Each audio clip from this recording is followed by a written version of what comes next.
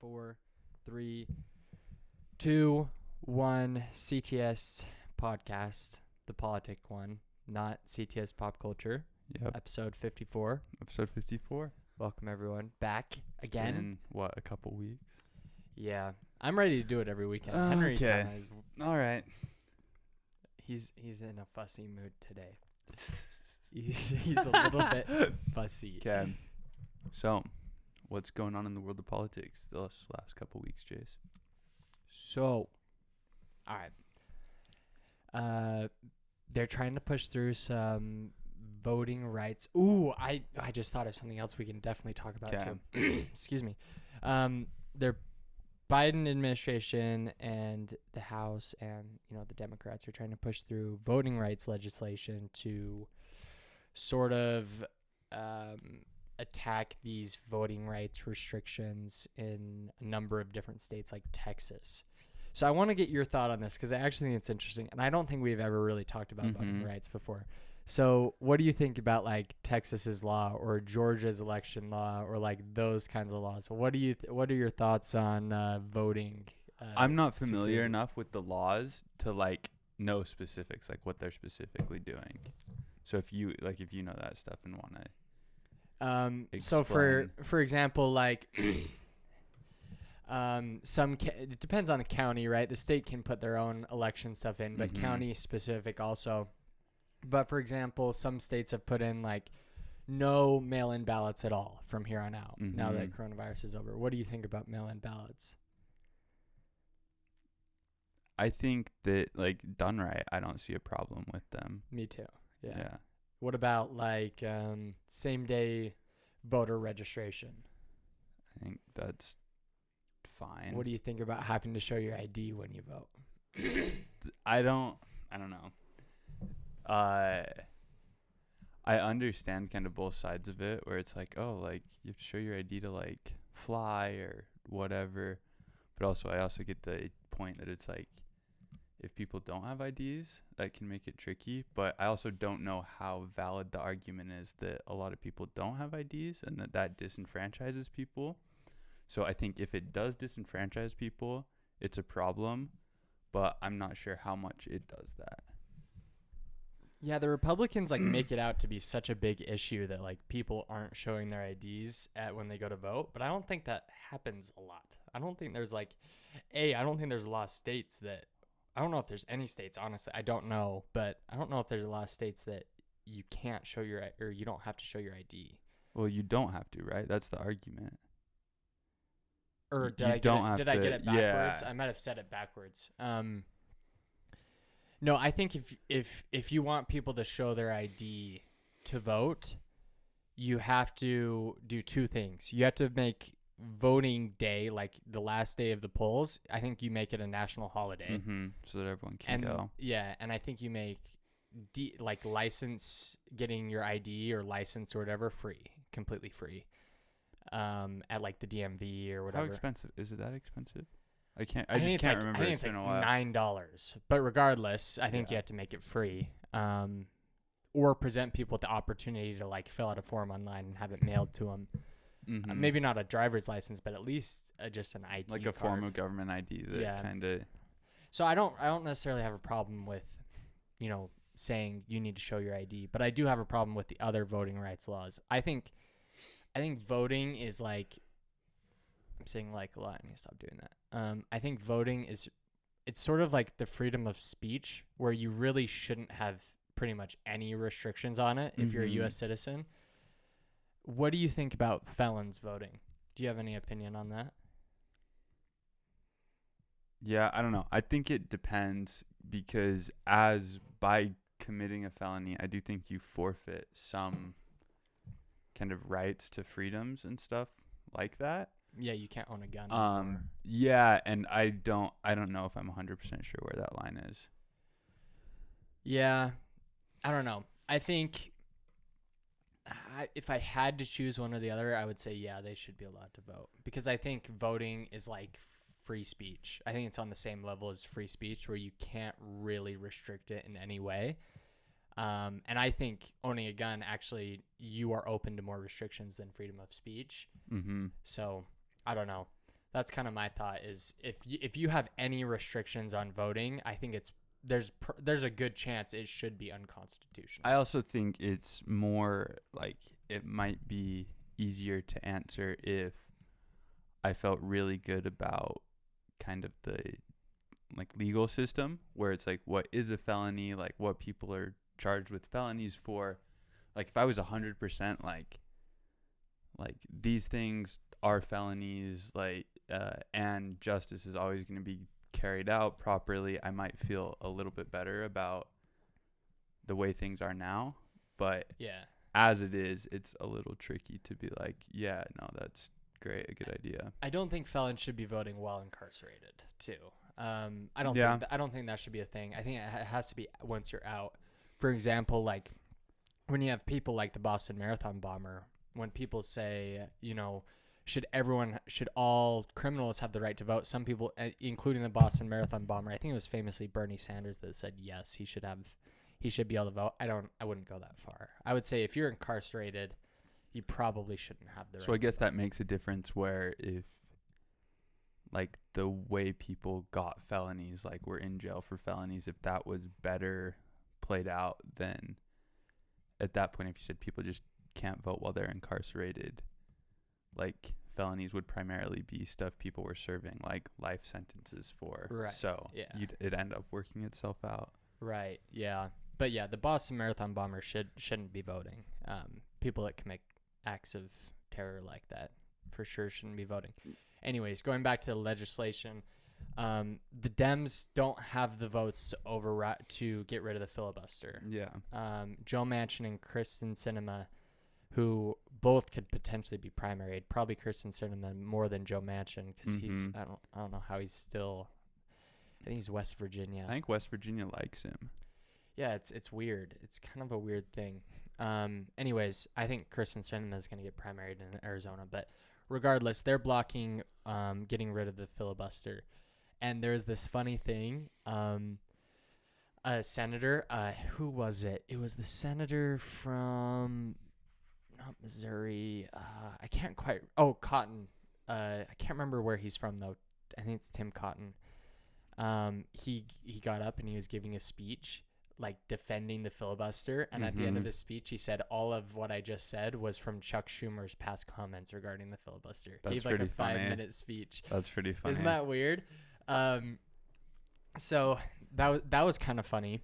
That's why I'm so hesitant about like making fundamental changes like that, because to me it feels like people just like we can't get done what we want to get done, let's change the structure of it. And in the past, when it was helping you, you were totally fine with it and defended it. So I don't love like the flipping back and forth just based on when it'll help you politically. Yeah, and we've talked about that before. I think I would agree in this case. Or if you want to get rid of the filibuster, maybe you have to get 60 votes or something. So at least there's some representation from the other side. But I don't think that'll ever happen. I think you just make the filibuster legit. Like you have to get up and talk. Because right now the filibuster is just, I plan on filibustering. We don't get anything done. And so they just go, okay, we're not getting anything done and don't do anything. Whereas I think what you need to have it be is you actually have to get up and talk for hours and hours and hours, kind of the way the filibuster was supposed to be implemented. Yeah, I could see that. At least that way there's a kind of a penalty for filibustering. As it is now, it's just, I plan to filibuster.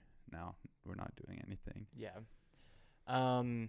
So basically this, the way that because they don't have the votes to override the filibuster, the Democrats are planning on doing sort of like a workaround. And it's really weird. The Republicans have done it before too, but essentially when a bill passes in the House, it's sent to the Senate, and the Senate can make changes to the bill as they see fit. Yeah.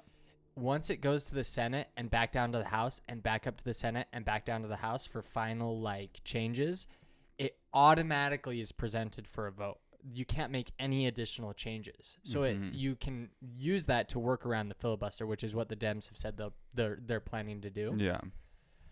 So we'll see if the voting rights legislation passes. I would assume it does. I mean, they only have to have one Democrat say no, which is crazy, for the bill not to pass. But I think it'll probably pass. And another funny thing, I just talked about Schumer getting rolled. There's a senator from Texas, John Cornyn, who was giving a speech, and he presented this graphic, and it said 94% of voters in 2020 said voting was easy. And Chuck Schumer goes, "Can I borrow your graphic for a second?" And he takes the graphic and he's like, "This is what we want. Like, this is the bill. We want to make voting as easy as it was in 2020." So I thought that was kind of funny, but sounds like it's going to pass. I think it should pass. I think the only other thing that needs to pass is putting federal restrictions on gerrymandering. But I think you'd probably have to do it through the Supreme Court. I thought we got, what was that? Something just happened either in Utah or... It was Ohio. The Supreme Court of Ohio knocked down Ohio's gerrymandering. Was it Is that Ohio? what you're talking about? Gosh, for some reason it felt like it was closer to home. But maybe it was Ohio that said, like, they were, like, what did they do? Like, blocked the redistricting that was gonna... Yeah. Yeah, which is good. Yeah, I think that's good. Just divide it up into, like, blocks. Like, Yeah. You just chop a line. So, next big news, the Supreme Court shut down Biden's vaccine mandate. Yeah. I think it was a 6-3 vote for blocking it for just blanket, but they voted in favor 5-4 for healthcare workers. So the mandate will go into effect for the healthcare industry, workers, but not everyone else. What do you think about that? I think it was, I don't know, it always felt, and I didn't get into the, like, nitty gritty of the mandate, but it always felt weird, like the 100 vaccine mandate. If your company has more than 100 people, that feels super arbitrary, because if vaccine mandates are important, and what does 100 people mean? If I have 100 people spread out across the country and no one ever interacts, does that, and I might be misunderstanding what the bill was, if it was 100 people in one office, if that's what it was, but it just felt pretty arbitrary to me. Yeah. Well, I actually, what the Supreme Court contested was OSHA didn't have the right to just blanketly put in this mandate without first consulting or getting approval from Congress. So I think if Congress passed a vaccine mandate, the Supreme Court kind of left the door open for, like, yeah, you could do that. But Congress was never going to pass a vaccine mandate, so. But I thought that was interesting. Like, the Supreme Court didn't necessarily contest that Congress could do it, which is essentially them saying, if you wanted to do it, like, if you could figure out a way to get Congress to do it, then you could do it. But that's a pretty big deal. I feel like Congress has the feds have the power to say, hey, you have to get vaccinated if you want to work for a company with over 100 employees or what have you. They did mention, I think it was more for like a emergency. So like in an emergency context. So I think you would have problems in front of the Supreme Court if it was just non-emergency, get vaccinated. Yeah. Because they were relying pretty heavily on the idea that it's an emergency. Yeah, but what constitutes an emergency is exactly right, like you could probably consider right now an emergency, the way cases are skyrocketing again. Yeah, and another problem was the Supreme Court, the conservatives had like a big issue with that exact phrasing, right? Is the emergency, because essentially it was put, I can't remember who it was, but it went up to this high-ranking government official, and if this high-ranking government official said that whatever situation constitutes an emergency, they no longer need to consult the states and receive consultation from the states.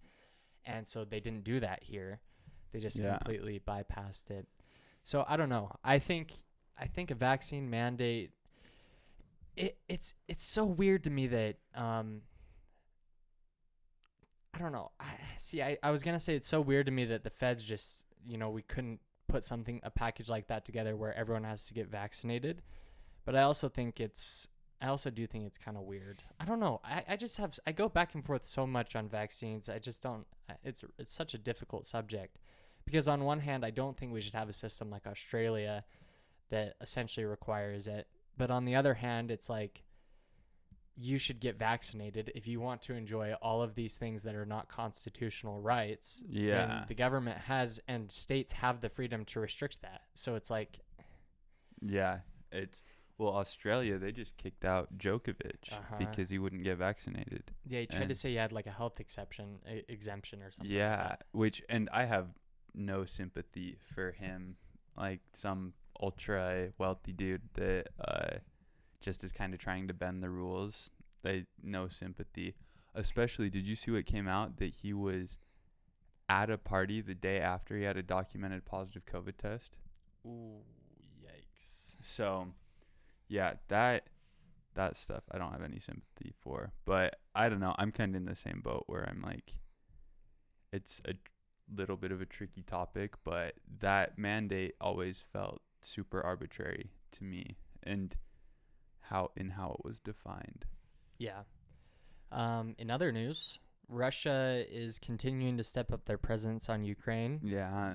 So I saw a really interesting take. I wanted to get your opinion on this. So the United States, I believe it was the Secretary of Defense. No, because it wasn't a military guy. It was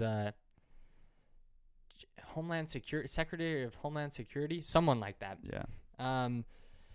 Essentially came out and gave a press conference and said Russia is planning on staging a fake attack on its troops in order to justify invasion. Attacking Ukraine. Yeah. Attacking Ukraine. And I saw an interesting take, and the guy was like, look, if you're the United States, you've perfectly pigeonholed this, because if the United States or Ukraine attacks first, you can blame Russia, and and say that they attacked their own troops, and if Russia attacks Ukraine, you can blame Russia. So they've pigeonholed Russia.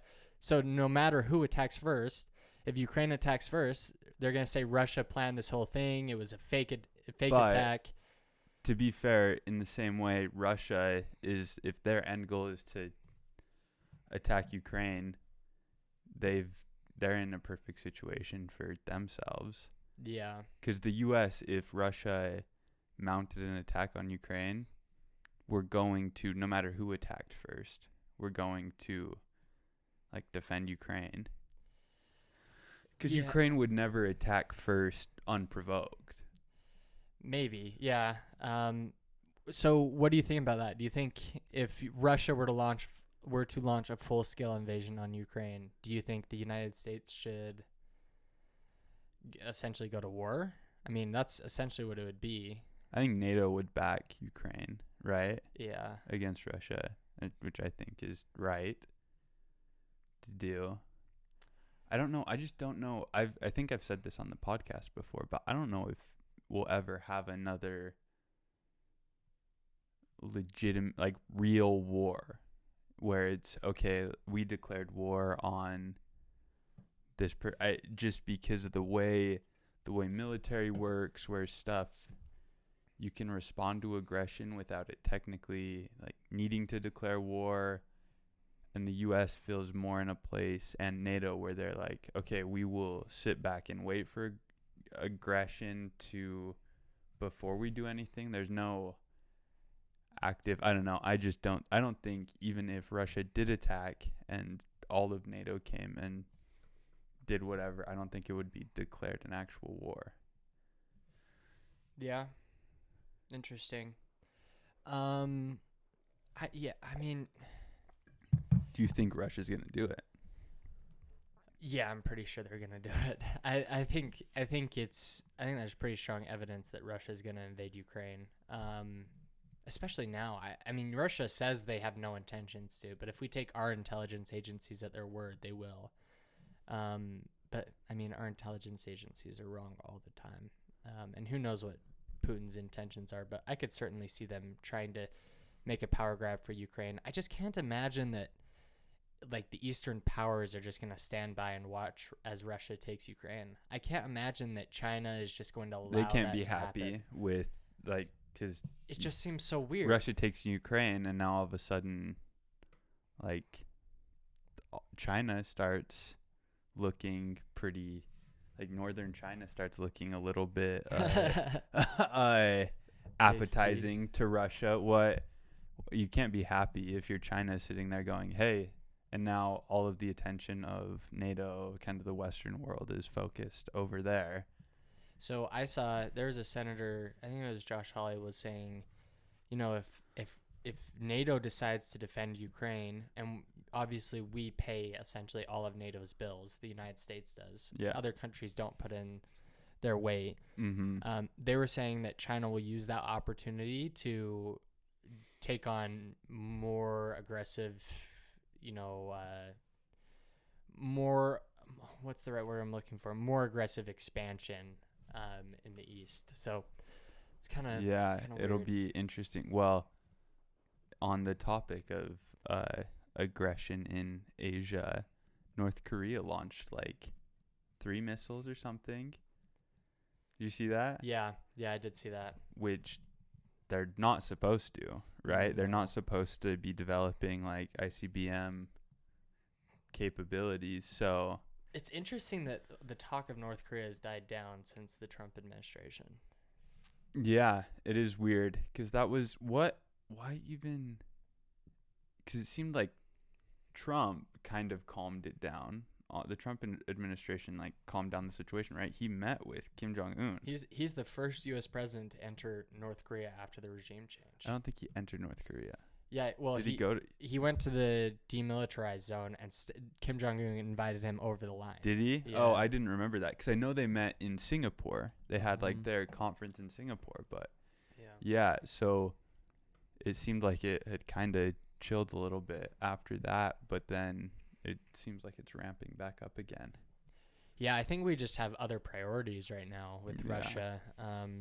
But I think North Korea knows that if they do anything overly aggressive, I don't think it's going to work out for them. I mean, they're a country. I don't want to sit here and spit U.S. propaganda, but they're a country that really is on the brink of just complete collapse, at least from what the United States says. Well, you also don't have the capabilities to aggressively develop a program when the rest of the world can see what you're doing, know what you're doing, and can, if they feel like they need to, stop it.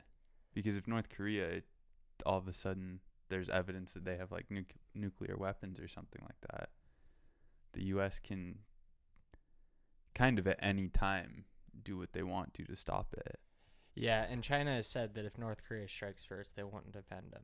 So if North Korea were to ever do something like launch a missile at Japan or launch a missile at Hawaii, it would mean the end of their nation. I mean, Yeah. that's as simple as it gets. We would destroy Pyongyang in a matter of weeks. No, but I wanted to talk to you about this. So New Zealand just signed a new trade deal with China, like a really enticing trade deal with China. Mm-hmm. And the New Zealand, I believe it was the New Zealand Trade Secretary, maybe the Defense Secretary, was talking to reporters, and they asked, why wasn't Australia involved with this? How do you see Australia? How do you see coordinating and mediating relations between Australia and China? Mm-hmm. And this New Zealand cabinet member said, if Australia just I'm paraphrasing, just talked nicer about China, they could have deals like this. It's like, whoa. But that's weird. I don't like placating China to get better trade deals. It seems Can you imagine? very problematic. Can you and imagine to openly if say Joe that, Biden was like, China's a great nation, China has done nothing wrong, and just start spewing CCP propaganda just to get a trade deal? It's like, what? Yeah, it's weird that is. Dude, I could see New Zealand making a switch from like being, I shouldn't say that because they're signing a bunch of new deals with like Canada and Australia, but if they've taken essentially no stance against China, and Australia has been very, very firm. Yeah, I mean, there's propaganda, like anti-Australia propaganda playing on Chinese news networks all the time. Yeah. Because Australia has come out so strong against China.